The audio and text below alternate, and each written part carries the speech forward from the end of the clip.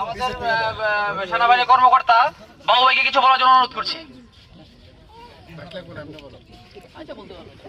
বিসমিল্লাহির রহমানির রহিম। মানবতার সেবার ব্রত নিয়ে আমাদের এই পথ চলা, বিশেষ করে এই প্রতিষ্ঠানকে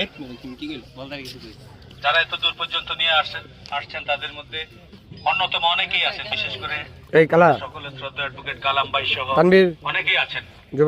নাম না বলতে পারার কারণে দুঃখ প্রকাশ করছি। শত ব্যস্ততার মাঝেও বিশেষ অতিথি হিসেবে আমাদের মাঝে এসে উপস্থিত হয়েছেন আমাদের সকলের শ্রদ্ধা ইঞ্জিনিয়ার টিপু ভাই, কায়ুম ভাই এবং ডিফেন্সের আমাদের অত্যন্ত শ্রদ্ধাভাজন পলাশ ভাই সহ অনেকেই আছেন, যেটা আমাদের মামুন ভাই আছেন, অনেকেই আছেন। নাম না বলতে পারার কারণে দুঃখ প্রকাশ করছি।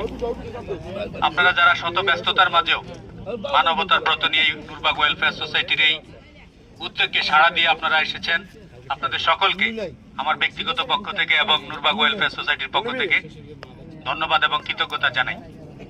আপনাদের সকলের উত্তরোত্তর উন্নতি, সমৃদ্ধি এবং সকলের জন্য অনেক অনেক দোয়া, শুভকামনা রইল, নিরন্তর শুভকামনা রইল। সকলকে ধন্যবাদ। আসসালামু আলাইকুম ওয়া রাহমাতুল্লাহ। এ পর্যায়ে বক্তব্য রাখবেন আমরা আসলে আমারও শিক্ষক এবং আমরা ওনাকে মেন্টর বলি, অ্যাডভোকেট আবুল কালাম ভাই। প্রথমেই বিনম্র শ্রদ্ধা, মানে যাদের রক্ত এবং জীবনের বিনিময়ে আমরা একটা নতুন সার্বভৌম রাষ্ট্র পাইছি, তাদের সকলের মানসিক কামনা করছি। আর স্পেশাল থ্যাঙ্ক আসলে প্রথমে ফোরাদরে দিতে হবে, কারণ আমরা আসলে সোসাইটি থেকে বিজয় জীবন উদযাপিত হবে ওইরকমভাবে আমাদের সভাপতির নেতৃত্বে ওইভাবে আমরা আসলে করি নাই। হঠাৎ করে ফোরাদ বলছে, ওইটা আমরা টেনে আনলাম, এই জন্য একটু অগোছালো হয়েছে। আশা করি যে আগামীতে আরো বিশেষ সুন্দরভাবে করা যাবে। আর স্পেশাল থ্যাঙ্কস টু টিপু ভাইয়ের কাছে, কারণ টিপু ভাই এবং কায়েম ভাই দুইজনে কিন্তু ওনারা ঢাকায় থাকে, ওনাদের ঢাকায় একটা সোসাইটি আছে, ওখানে কিছু ফাংশন থাকে, কিছু প্রোগ্রাম থাকে, ওগুলা বাদ দিয়ে যে আমাদেরকে সময় দিয়েছে, এজন্য ধন্যবাদ এবং কৃতজ্ঞতা তাদের। আমি আসলে দুইটা কথা বলি। একটা হচ্ছে যে আমরা সোসাইটিটা শুরু করছি প্রায় 1.5 বছর হয়ে গেছে, মনে হয় পাড়া 1.5 বছর হয়ে গেছে।